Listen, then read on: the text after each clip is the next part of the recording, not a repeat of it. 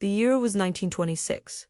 The scorching heat of the Brazilian Backlands had already begun to suffocate the land, and the infamous cangaceiros were preparing for yet another ambush. But this chimmy something was different. Among the hardened men, many veterans of countless brutal clashes, there was a figure who had only recently earned her place in the band. Her name was Maria Bonita. What made Maria Bonita's first battle so extraordinary that even the most seasoned outlaws, who had seen bloodshed and violence in its most terrifying forms, were left speechless? Was it the sheer courage she displayed, or was there something deeper, something that made her a legend from the very start? The truth is more complex, more powerful, and certainly more mysterious than anyone could have imagined. Maria Bonita's entry into the violent world of the cangaceiros wasn't just a rebellion. It was a force that would change the course of the gang's future. The men who fought alongside her, including the infamous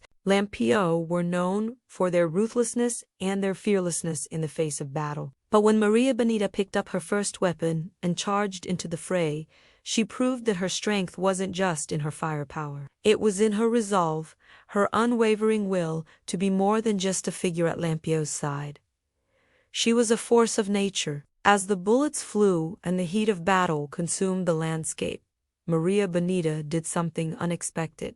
She didn't just fight like the others. She fought with a wild determination, a fury that caught everyone off guard. The seasoned cangaceiros, men who had witnessed the bloodiest of battles, could only watch in disbelief. This woman, the one they had once seen only as a companion to Lampião, was now one of them, a warrior, unrelenting and fierce. But this wasn't just a fight about survival or loyalty. This was Maria Bonita's initiation into the most brutal of worlds, a test that would prove to them and to herself that she was as capable, if not more so, than any of the men who had walked the path before her. It wasn't just her strength in battle that made her legendary. It was her spirit. In the heat of battle, where life and death were a heartbeat away, Maria Bonita showed that her courage came from a place far deeper than simple survival. Have you ever wondered what it feels like to defy expectations in the most dangerous of circumstances? What does it take to step into a world where violence is the only language, and still rise to the challenge? Stay with me, because what Maria Bonita did in that first battle will leave you in awe. But don't just take my word for it. The impact of Maria Bonita's actions that day rippled through the congregation. It didn't take long for the men in Lampião's gang to realize that Maria Bonita wasn't just a sidekick. She was a force to be reckoned with, and her bravery would inspire others for years to come. Now, let's take a moment to reflect on what makes Maria Bonita's story so powerful. Her courage, her defiance, and her commitment to the cause are why she's still remembered as one of the most iconic figures in the history of the cangaceiros. But here's the real question. What do you think inspired her to act the way she did? Was it her love for Lampião? Or was it something deeper?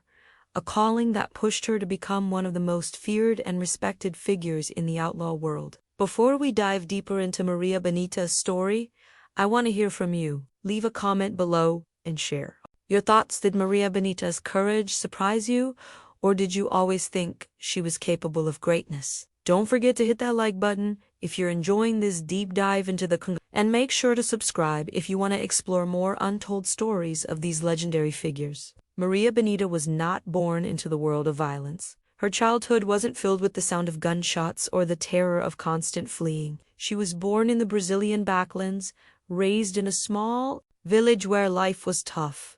But it wasn't until fate intervened that her path took a turn for the extraordinary. Like many young women of her time, Maria Bonita was expected to settle into a quiet life, bound by societal norms. But the world she lived in was unforgiving. It wasn't kind to the poor, the outcasts, or the oppressed, and Maria soon found herself caught in the web of a society that offered no mercy. She was introduced to the infamous world of the cangaceiros through the very man who would change her life forever, Vigolino Ferreira, known to most as Lampião. But Maria's story wasn't one of simple submission or blind loyalty. Her relationship with Lampião was one of equality and fierce partnership. In a world where women were often seen as mere supporters to the men who wielded power, Maria Bonita stepped forward and demanded respect. She wasn't content with being a bystander in the drama of the Cangaceiros. She wanted to fight, to lead, and to carve her own legacy into the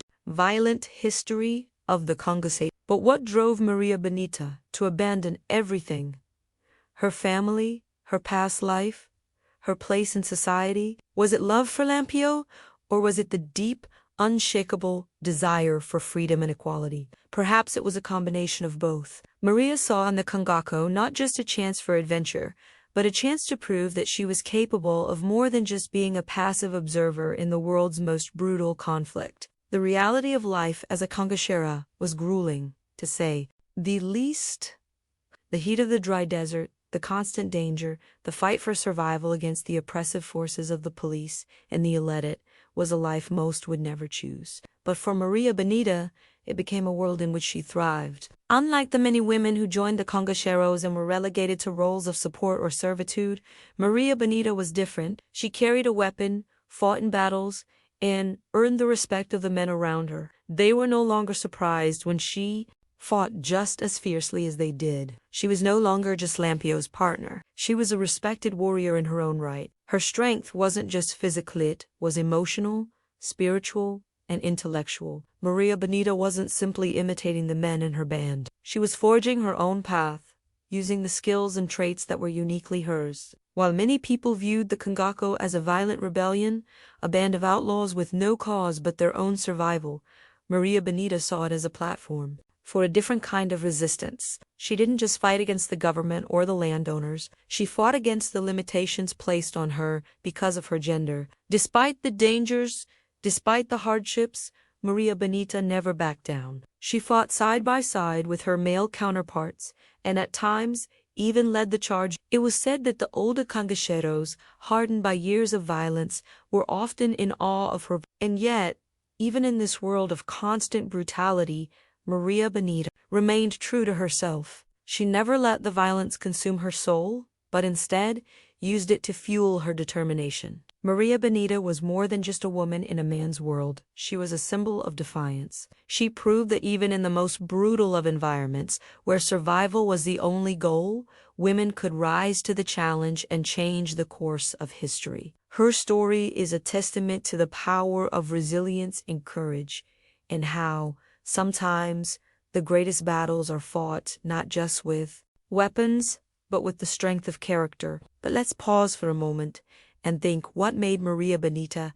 so different from the other women of her time? What was it about her that allowed her to stand toe-to-toe with some of the most feared men in Brazil? Was it simply fate, or was there something deeper, a force inside her that propelled her to the front lines? The world that gave birth to Maria Bonita Lampião and the other cangaceiros was one of brutality, poverty, and oppression.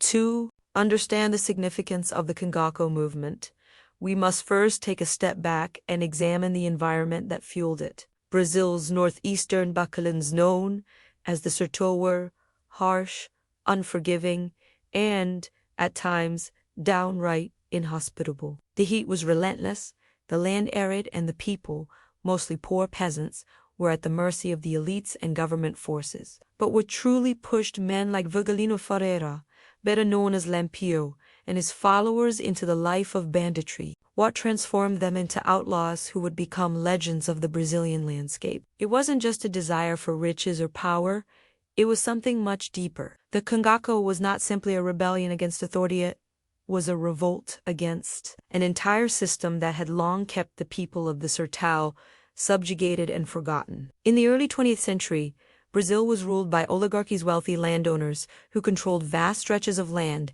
and the lives of those who worked it. The vast majority of the population lived in poverty, struggling to survive against the overwhelming odds of nature, economic hardship, and the cruelty of the political system. The government was weak, corrupt, and often indifferent to the plight of the poor. For those in the Sertão, justice was a far-off dream. The state's presence was either non-existent or oppressive, and the law was often enforced by violence, with little regard for fairness. This environment of social inequality, economic injustice, and political neglects created fertile ground for rebellion. The cangacao was, at its core, a response to the harshness of life in the street. It was the people's way of saying, "We will not be forgotten. We will not be silenced."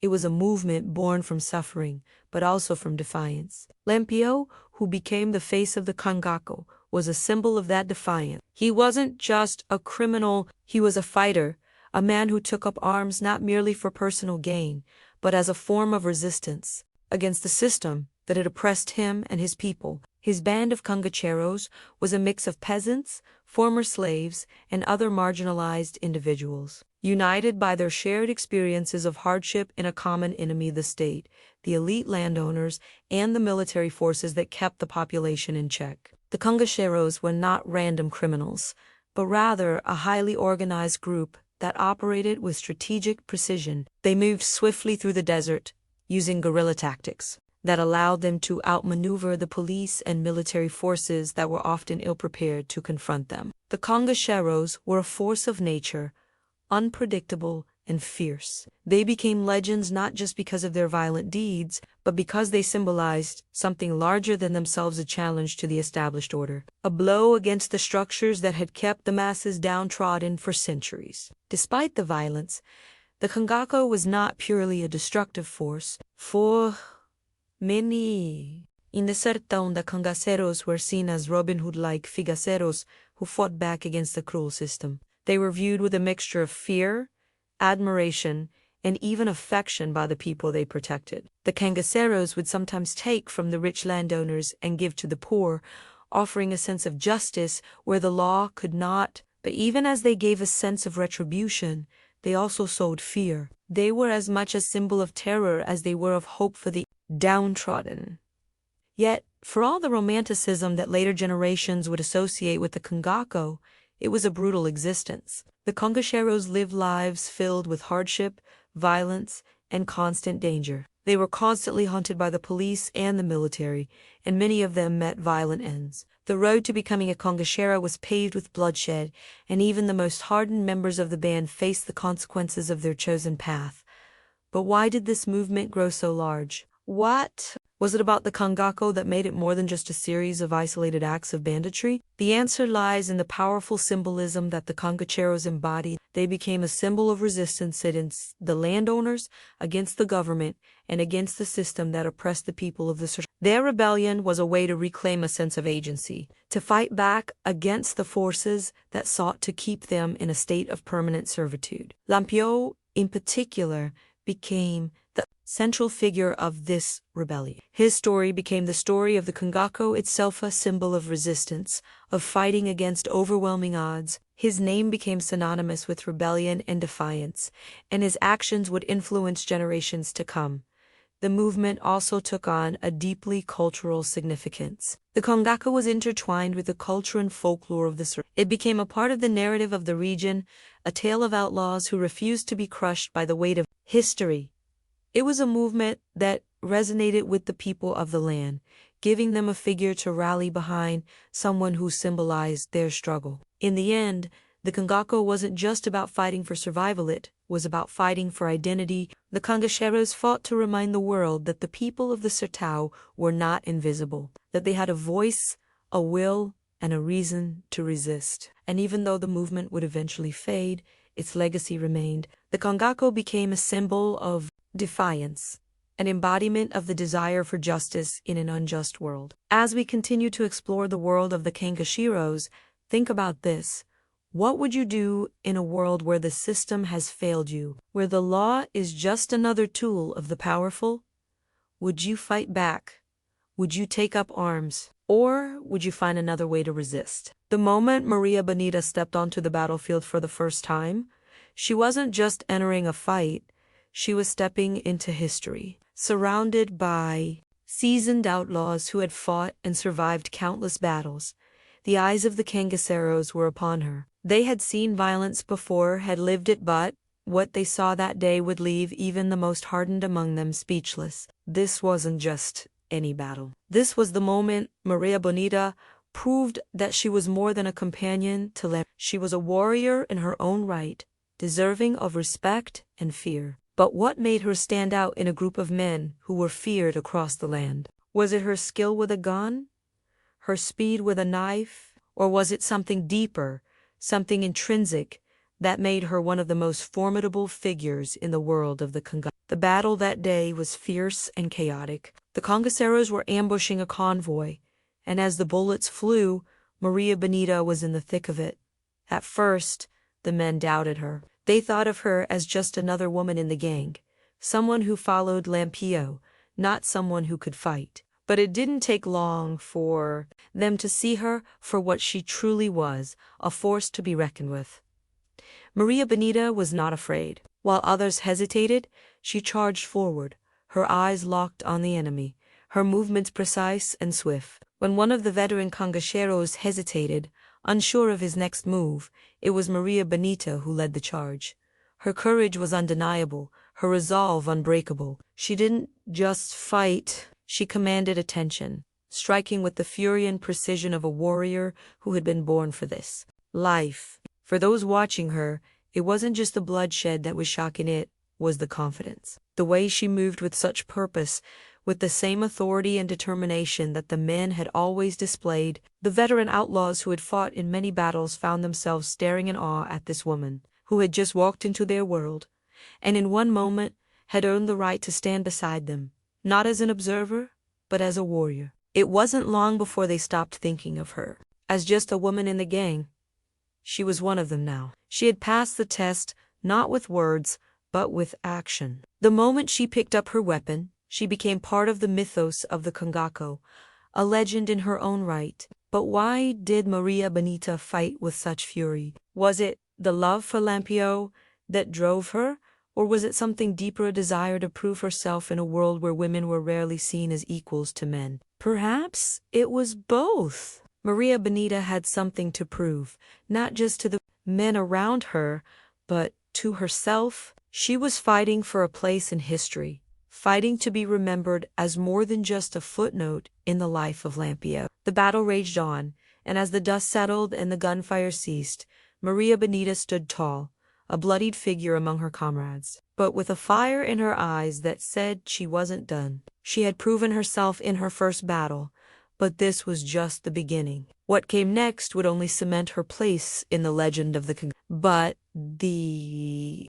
real question is, what made Maria Bonita so fearless in the face of death? What gave her the strength to stand shoulder to shoulder with men who had been hardened by years of conflict? It wasn't just her love for Lampião, or the desire for revenge against the system that had oppressed her people. It was her unshakable belief in herself, her refusal to let the world define her by the limitations others placed on her. The men in the gang may have seen her as a partner, but after that day, they knew she was their equal. The story of Maria Bonita and Lampião is one of love, loyalty, and rebellion, but it is also a tale of mutual respect and shared purpose. Their relationship was not one of traditional gender roles. It wasn't just the story of a man leading a woman, or of a woman following her man. No, their bond was forged in the fires of the cangaceiros, where both fought side by side, not just as lovers, but as partners in a battle for survival,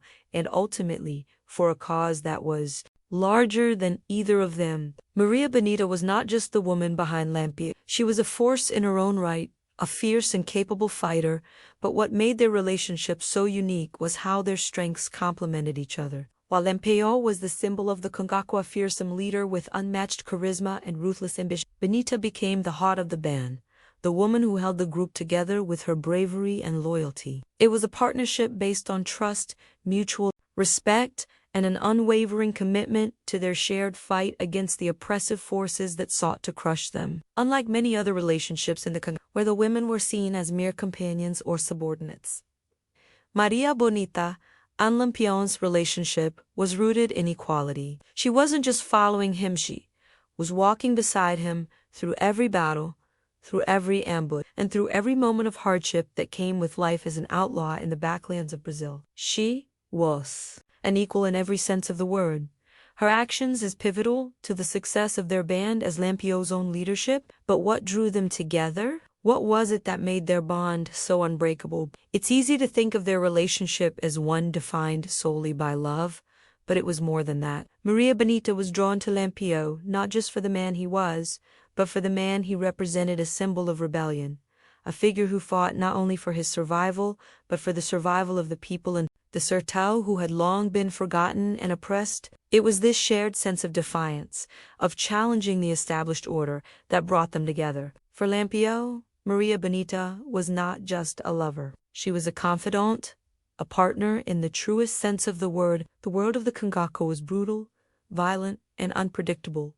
But through it all, Maria Bonita stood by his side, never wavering, never questioning the fight they were in together. Their relationship was built on shared experiences, on bloodshed, on survival, on an unyielding desire to fight back against a system that sought to oppress them. Yet, even though their bond was rooted in love and respect, it wasn't without its challenges. The Cangaceiros was a harsh world, where trust was often in short supply and survival depended on the strength of one's will. There were moments when Maria Bonita's loyalty to Lampião would be tested by the brutality of the world around them, by the constant threat of death, and by the ever-present danger of betrayal. But through it all, she stood firm. For Maria Bonita, there was no turning back, no question of loyalty. She was in this fight, not just for herself, but for the man she loved and the cause they both believed in.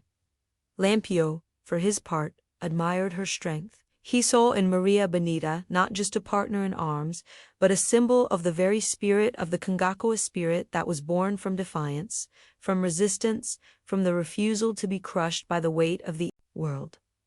She was everything that the cangaceiros represented, and more, in a world that tried to silence women. Maria Bonita spoke loud and clear through her actions, proving that a woman could not only survive in this brutal world, but thrive in it. But the question remains, what made their bond so unique? Was it simply love, or was there something deeper, something that tied them together beyond the violence and the fight for survival? Perhaps it was their shared vision for what the cangaceiros could represent. Perhaps it was their understanding that they weren't just fighting for themselves, they were fighting for something much greater. The life of a cangaceiro was not a simple existence, it was a life forged in the furnace of relentless violence, constant fear, and an unyielding struggle for survival. The men and women who lived this life were not just outlaws, they were symbols of resistance, of defiance against a system that had long forgotten their existence. But what kept them going in such a brutal and unforgiving world? How did they endure the endless cycle of violence and hardship that defined the At the heart of the cangaceiros was violence, not as an abstract concept, but as a way of life.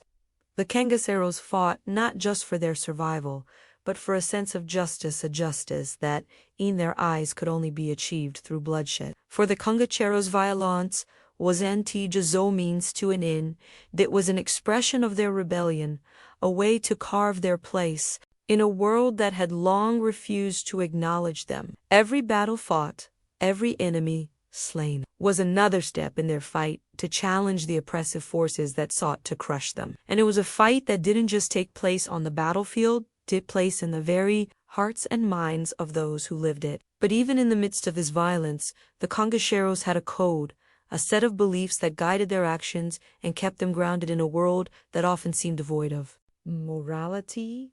The cangaceiros were deeply spiritual, and many of them, including Maria Bonita and Lampião, held on to their faith in God as a source of strength. This faith, however, was not the same as the traditional Catholicism practiced by the ruling class and the church. For the cangaceiros, their faith was entwined with the harsh realities of their lives of faith, that acknowledged the power of prayer and belief, but also recognized the necessity of fighting for survival. The cangaceiros would often seek guidance and comfort in their faith, especially during moments of crisis. They would pray before going into battle, invoking divine protection for themselves and their comrades. But at the same time, they believed that God would understand the necessity of their violence, that it was a means to an end, a way to resist the system that oppressed them. This blend of faith and violence was not a contradiction to the cangaceiros. It was a necessary part of their existence, a way to reconcile their spiritual beliefs with the brutal world they inhabited. Survival, however, was not just about fighting, it was about adapting to the ever-changing landscape of the cangaceiros were masters of survival, using guerrilla tactics and knowledge of the land to evade capture. They knew the desert like the back of their hand, using the terrain to their advantage as they moved from one place to another, constantly on the move, always a step ahead of the police and military forces that sought to end their rebellion. This constant movement, this life of constant danger, became part of their identity. It was a life that demanded resilience, quick thinking, and an unwavering determination to survive. For the women in the cangaceiros, like Maria Bonita, survival meant more than just staying alive. It meant finding a place in a world that sought to marginalize them. In a society that saw women as mere property, as objects to be controlled and owned, Maria Bonita and the other women of the cangaceiros proved that they were capable of more than just domestic duties. They fought as fiercely as the men, sometimes even leading the charge. Their courage, their strength, and their refusal to be defined by the roles that society had imposed upon them made them symbols of defiance. But survival in the cangaceiros also meant sacrifice. It meant watching comrades fall, seeing loved ones die, and enduring hardships that would break most people. The cangaceiros lived a life of constant danger, never knowing when the next battle would come or when the end might be near. They faced death every day, and yet they continued to fight. They fought for their survival, for their families, and for their right to live on their own terms. The cangaceiros was not just a movement of rebellion, it was a way of life that demanded everything from those who chose it. It demanded their bodies, their souls, and their beliefs. And in return, it offered them only the promise of survival, the hope of defiance, and the certainty of violence. So, what does it take to live this life? What does it take to survive in a world where death is always just a breath away? For the cangaceiros, it took faith, violence, and an unbreakable will to survive. They fought not just to live, but to assert their existence in a world that wanted to erase them. And in doing so, they left behind a legacy of resistance, a testament to the strength of the human spirit in the face of overwhelming odds.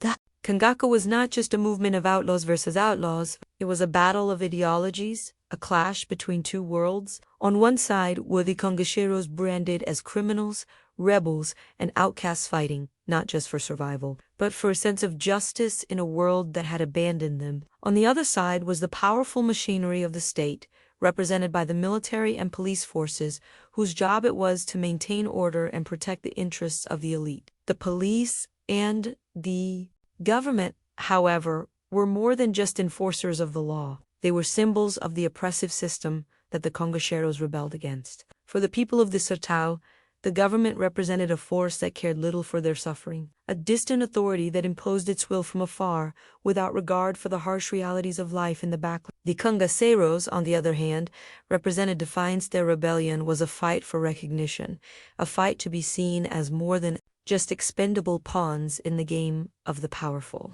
The government's response to the rise of the cangaceiros was swift and brutal. The police were dispatched to hunt down the cangaceiros, to bring them to justice, and to restore order to the region. But this was no ordinary police force. The military and the state had a vested interest in maintaining control over the sertão, and the cangaceiros were seen as a direct threat to that control. The police were not just hunting criminals, they were engaged in a battle to preserve the social and political order that kept the elite in power. The tactics used by the government to combat the cangaceiros were as ruthless as the cangaceiros themselves. The police, often in collaboration with the military, used intimidation, violence, and terror to suppress the rebellion. Whole villages were burned, innocent people were executed, and families were torn apart. The state was not just trying to eliminate the cangaceiros, it was trying to crush the very spirit of rebellion that had taken root in the sertão. But the question arises,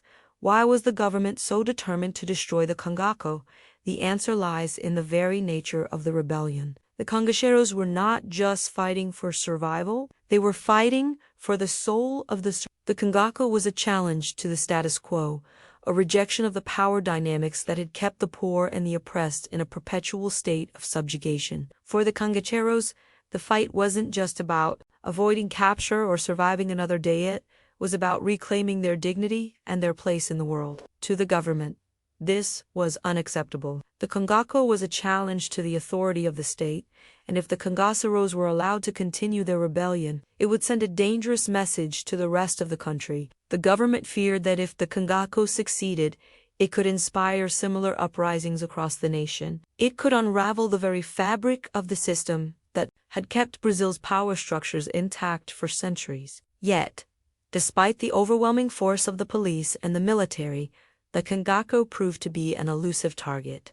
The cangaceiros were experts at evading capture. They knew the land better than anyone else, and they used it to their advantage, disappearing into the desert like ghosts. Their guerrilla tactics allowed them to strike quickly, retreat into the shadows, and then strike again. They were masters of mobility, and the police, no matter how many troops they sent, could not match their speed and cunning. But, while the cangaceiros may have won battle after battle, they were ultimately fighting an uphill battle against an enemy that had the full resources of the state at its disposal. The police and the government had one thing the cangaceiros did not attain: institutionalized power that could outlast any rebel group, no matter how strong their resolve. The state had the authority to recruit and organize large armies, the ability to deploy soldiers across vast territories, and the backing of political elites who could fund and sustain their efforts. And yet, despite this immense power, the cangaceiros became a symbol of resistance. They were more than just criminals. They were fighters, warriors, and heroes to the people of the government could not erase their legend, nor could they erase the impact they had on the lives of the people they fought for. For the people of the Sertão, the cangaceiros were not just rebels, they were a force that gave them hope, a force that told them they were not alone in their suffering. The government's attempts to crush the cangacao would ultimately fail, but not because the cangaceiros were invincible. It was because the fight they represented was much bigger than just a rebellion. It was a fight for the dignity of the people, a fight for justice in a land that had long been denied it. The cangaceiros may have been defeated, but their legacy lived on, a symbol of defiance in the face of overwhelming oppression. So, what does this tell us about the nature of power and rebellion? What happens when a system becomes so entrenched in its power that it will go to any lengths to protect itself? Can a rebellion like the cangacao ever truly be defeated? Or does it live on in the hearts of those who refuse to bow to oppression? The cangaceiros were not just brutal outlaws. They were tactical geniuses, masters of guerrilla warfare who outsmarted their enemies time and time again. While the police and the military might have had the advantage of numbers, the cangaceiros had something far more valuable: knowledge of the land, the element of surprise, and a ruthlessness that made them formidable opponents. They didn't just rely on strength. They used strategy, cunning, and psychological warfare to make sure that every encounter with the authorities became a lesson in how to fight with brains, not just brawn. The Sertão, the arid, vast, and unforgiving land of Brazil's northeast, was both their home and their greatest weapon. The cangaceiros knew the terrain better than anyone, using the landscape to their advantage in ways that the military and police could never match. The dry riverbeds, the thick, thorny brush, the jagged hills, they knew every inch of it. This gave them the ability to strike from unexpected places, using the terrain to hide their movements, making them near impossible to track. One of the most effective tactics employed by the cangaceiros was their ambush. These weren't the type of ambushes that relied on brute force. Instead, they were carefully planned, highly organized strikes that targeted specific weaknesses in the enemy's forces. The cangaceiros would set traps, hide behind rocks or trees, and wait for the perfect moment to strike. When the enemy least expected it, they would swoop in, causing chaos, confusion, and fear. They didn't need to defeat their enemies in open combat. They simply needed to make them think twice before pursuing them. The cangaceiros would often use decoys and distractions, setting fires or creating false trails to mislead their pursuers. They understood the psychological toll that constant fear and uncertainty took on their enemies, and they used this to their advantage. The military and the police, who were used to fighting conventional battles, struggled to keep up with the guerrilla tactics employed by the cangaceiros. The cangaceiros knew that if they could make the authorities waste time and resources chasing shadows, they would have the upper hand. The cangaceiros also excelled at maintaining the element of surprise. They didn't engage in direct confrontations unless it was on their terms. When the police or military forces launched an attack, the cangaceiros were already gone, having melted into the landscape like ghosts. They knew when to retreat, when to regroup, and when to fight. They never stayed in one place too long, making it nearly impossible for their enemies to corner them. This elusive nature became a hallmark of the Cangoco. The cangaceiros were a ghost army, appearing and disappearing at will. Another key aspect of their tactics was their ability to blend into the local population. The cangaceiros were not just fighters, they were part of the fabric of the Certos society. Many of the locals, who were sympathetic to the cangaceiros' cause, provided them with shelter, food, and intelligence. This network of support helped the cangaceiros stay one step ahead of the authorities. They had eyes and ears everywhere, allowing them to track the movements of their enemies and anticipate their next move.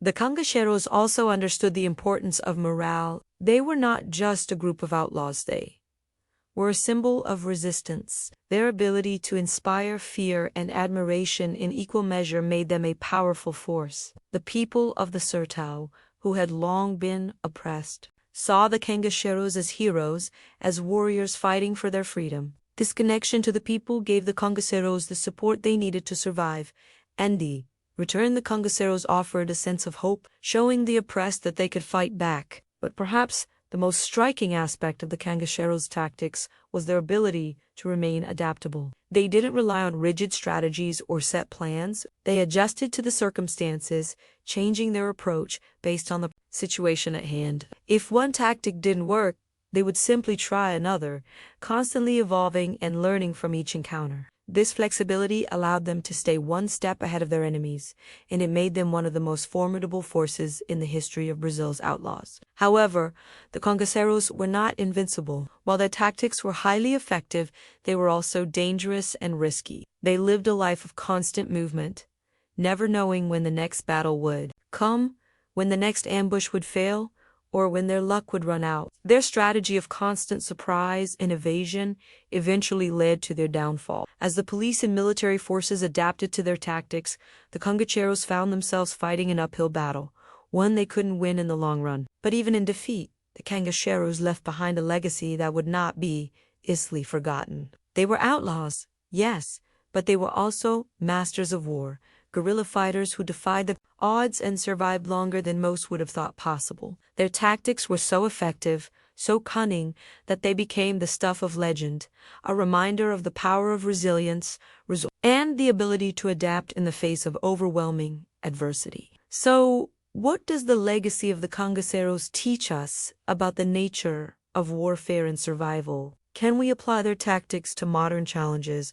where the odds seem just as stacked against us? The story of the cangaceiros is not just a story of rebellion, it's a story of cleverness, of strategy, and of the will to survive, no matter the cost. The Cangaço was a movement marked by resilience, violence, and constant evasion. For decades, figures like Lampião and Maria Bonita terrorized the government and military, becoming legends of resistance in Brazil's northeastern back. However, every rebellion, no matter how strong, eventually meets its end. For Lampião and his cangaceiros, that end would come with a finality that would shake the foundations of their legend. The end of the Cangaço didn't come in a single battle or moment of defeat. It was the result of a series of factors that gradually eroded the power and influence of the cangaceiros. The law of attrition, the relentless pressure of the military and police, and the betrayal from within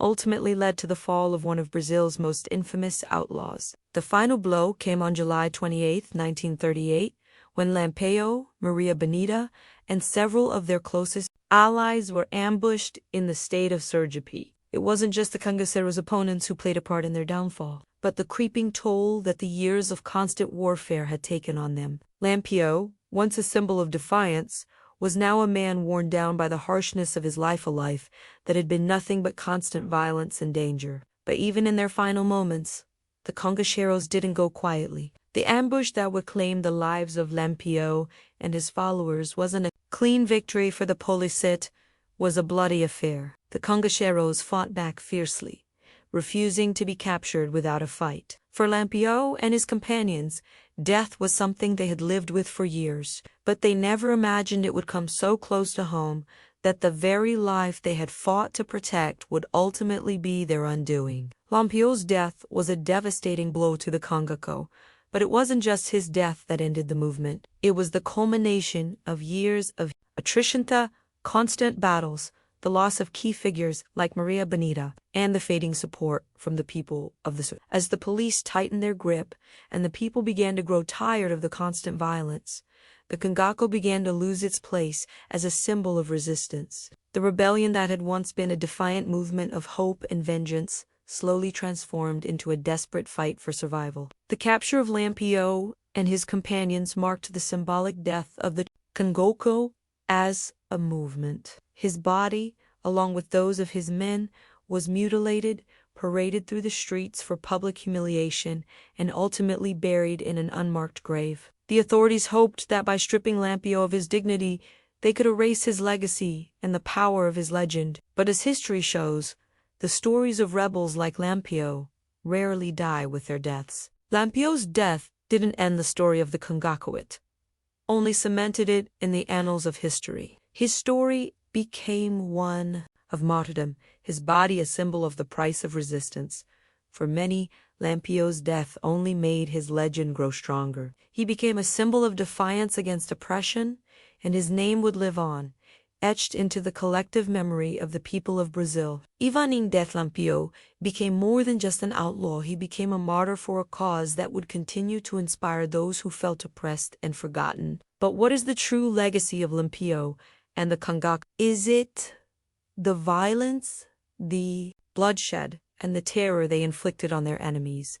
Or is it the symbolism of their rebellion against an unjust system? For many, the Cangacô represents a failed rebellion, a tragic chapter in Brazil's history. But for others, it is a story of resistance, of fighting against the forces that sought to crush the poor, the oppressed, and the forgotten. As the dust settled and the last of the cangaceiros fell, the memory of the movement lingered. The Cangacô became a part of Brazil's folklore, a symbol of the fight for justice in a world that often ignored the cries of the downtrodden. Lampião's name, his story, and his legacy would never be forgotten.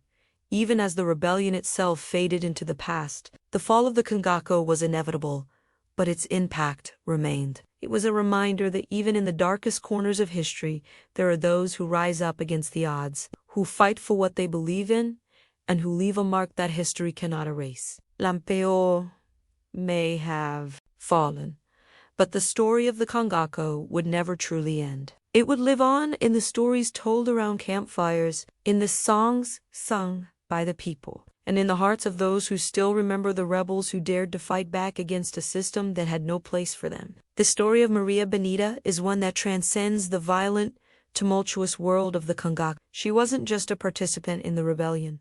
She was its embodiment. Her legacy is more than just her association with Lampião. She became an icon in her own right, a symbol of strength, defiance, and resistance in a world that sought to silence her. The impact of Maria Bonita, both during her lifetime and after her death, continues to reverberate through Brazil's history and culture, reminding us that sometimes legends are born from the most unlikely of places. Maria Bonita's story is not one of mere survival in the harsh world of the cangaceiros. It's a story of transformation. She wasn't just the lover of a famous outlaw, she was a key figure in the Cangacô, playing an active role in the violence and rebellion that defined the movement. Her fearlessness in battle, her ability to command respect in a male-dominated environment, and her unwavering loyalty to Lampião and the cause made her a symbol of what it meant to fight back against oppression. After her death, Maria Bonita's name became synonymous with the spirit of resistance. For the people of the Sertão, who had long been oppressed by both the elite landowners and the government, she represented a fight for freedom, a refusal to accept the life that society had imposed upon them. Her legacy wasn't just about the violence of the it was about her defiance of the roles that society expected her to play. In a world where women were often silenced and relegated to the background, Maria Bonita broke free from these confines, becoming a force of nature in her own right. Her story has been retold countless times in books, songs, and films, each retelling adding layers to her legend. Maria Bonita, along with Lampião, became a figure of myth, her actions magnified by the folklore surrounding the In the eyes of many, she became more than just a bandit. She became a hero, a warrior who fought for what she believed in, even if it meant defying societal expectations and embracing violence as a means of resistance. But even beyond the romanticized versions of her life, there is a deeper truth in Maria Bonita's legacy. She was a woman who lived on her own terms in a time when women had few opportunities to do so. Her life, her fight, and her death are a reminder that sometimes true strength comes not from following the rules, but from rewriting them. Maria Bonita didn't just live within the confines of the world. She was born into those confines, creating a new reality for herself and the people she fought for. Her role in the Cangaço also paved the way for future generations of women to see the possibility of defying the gender norms that held them back. Maria Bonita wasn't just a figure in the history of the Cangaço. She was a trailblazer, showing that women could be warriors, leaders, and symbols of resistance in a world that often overlooked them. Her bravery and her legacy continue to inspire, particularly in the context of women fighting for their rights and their place in the world. Even after the fall of the Cangaço, Maria Bonita's name remained etched in the history of Brazil, her legend continuing to grow long after her death. Her story became a part of the cultural fabric of the Sertão, woven into the songs, the tales, and the collective memory of the people. She was no longer just a cangaceira, she was a symbol of defiance, a reminder that even in the darkest times, there is always a fight worth having, a cause worth dying for. Maria Bonita's legacy is also one of tragic beauty. The end of her life was brutal, as was the end of the Cangaço, but even in death she became more than just a victim of the violence that claimed her life. She became a martyr, a symbol of the sacrifices that were made in the fight for justice and equality. And even though she is no longer physically here, her story continues to inspire and fuel the fires of rebellion, of resistance, and of change. So, what does Maria Bonita's legacy mean for us today? What can we learn from her life, her struggles, and her defiance? Perhaps it's that the fight for freedom and equality is never easy, but it is always worth it. It's a reminder that sometimes the most powerful figures in history are the ones who defy the expectations placed upon them, who refuse to be silenced, and who fight for a better world no matter the cost. For anyone who has ever felt oppressed, overlooked, or silenced, Maria Bonita's story is a call to action. It's a reminder that we all have the power to change the world around us, to fight for what we believe in, and to leave a legacy that will endure long after we're gone. Maria Bonita's life was one of struggle, but it was also one of triumph, and her legacy continues to inspire those who dare to challenge the status quo.